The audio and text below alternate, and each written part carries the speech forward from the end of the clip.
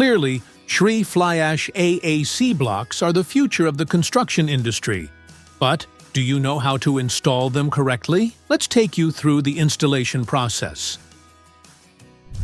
Have them all for a perfect installation of AAC blocks. Leveling bar and rubber mallet, carbide saw and shovel, notch trowel, pail for mixing and drill with stirrer, drill and angle grinder, steel bar adhesive. Set the foundation right. The foundation must be leveled and stable, and the walls must be straight and plumb. The AAC blocks must be supported by a solid concrete footing or a reinforced masonry bond beam. Cutting and shaping. Shree Flyash AAC blocks do not need much shaping as they come in factory finish, but to fit the specific dimensions of the wall reshaping is super easy as well. This can be done with a carbide saw equipped with a diamond blade.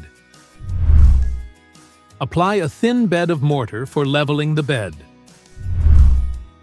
Place the Shree Flyash AAC blocks and space them apart to allow for the application of mortar to the vertical joints.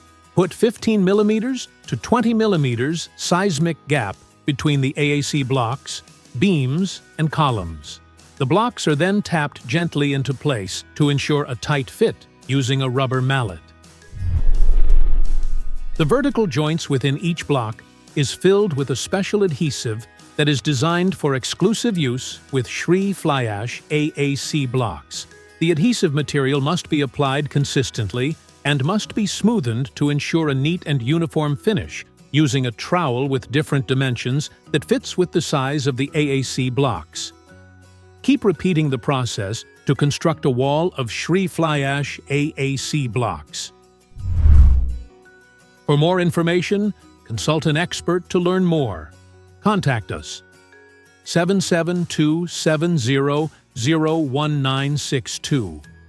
Visit us at shreeflyashAACblocks.com.